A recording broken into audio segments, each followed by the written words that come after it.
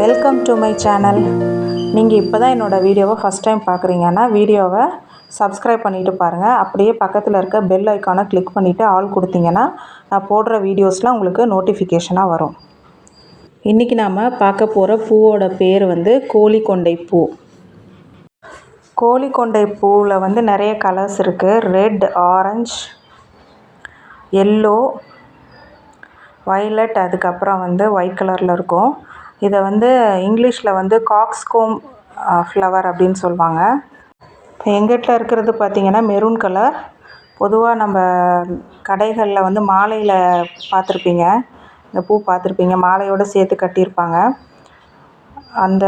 அந்த கலரில் இருக்கிறத நாங்கள் வச்சுருக்கோம். இது பார்த்திங்க அப்படின்னாக்கா, நீங்கள் ஏதாவது மல்லிகைப்பூ உங்கள் வீட்டில் இருந்தது அப்படின்னா அந்த பூவோடு சேர்த்து இதை நீங்கள் கட்டினீங்கன்னா பார்க்குறதுக்கு ரொம்ப அழகாக இருக்கும். ரொம்ப நாள் வாடாமல் அப்படியே இருக்கும். செடியிலே இருந்தால் கூட ரொம்ப நாள் அப்படியே இருக்கும், ஃப்ரெஷ்ஷாக இருக்கும். நீங்கள் பறிச்சிங்கன்னா கூட அது ரொம்ப சீக்கிரத்துலலாம் வாடாது. மற்ற ஃப்ளவர் மாதிரி இல்லை, அப்படியே ஃப்ரெஷ்ஷாகவே இருக்கும்.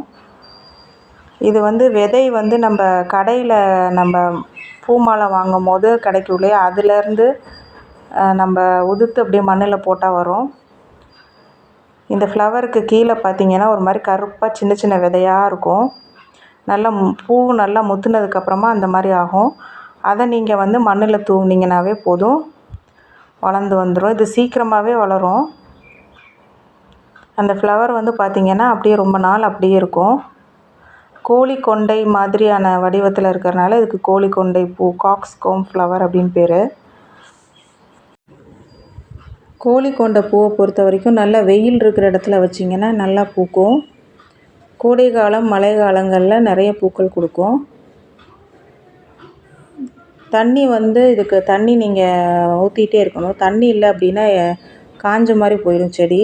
அதனால் தண்ணி சத்து இதுக்கு தேவைப்படும். காலை மாலை நீங்கள் தண்ணி ஊற்றிட்டு வரணும்.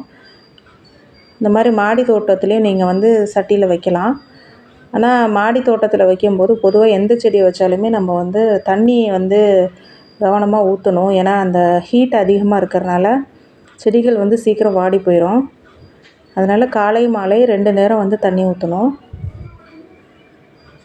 இப்போ இந்த பார்த்திங்கன்னா இந்த கீழே ஒரு மாதிரி கருப்பு கலர் மாதிரி தெரியுது இல்லையா, இங்கே தான் விதை இருக்கும். அந்த பூவில் இருக்கக்கூடிய அந்த விதைகளை நீங்கள் கையால் அப்படி எடுத்து விட்டாவே வந்துடும் தனியாக. அதை நீங்கள் வெயிலில் கொஞ்சம் நேரம் வச்சுட்டு அதுக்கப்புறம் மண்ணில் போட்டிங்கன்னா போதும்.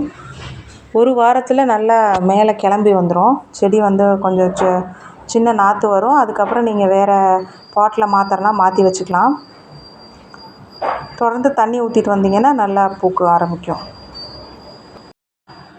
இந்த வீடியோ உங்களுக்கு பிடிச்சிருந்துச்சுன்னா வீடியோவுக்கு ஒரு லைக் கொடுங்க, வீடியோவை ஷேர் பண்ணி விடுங்க, அப்படியே சப்ஸ்கிரைப் பண்ணிவிட்டு பாருங்கள். தேங்க்யூ.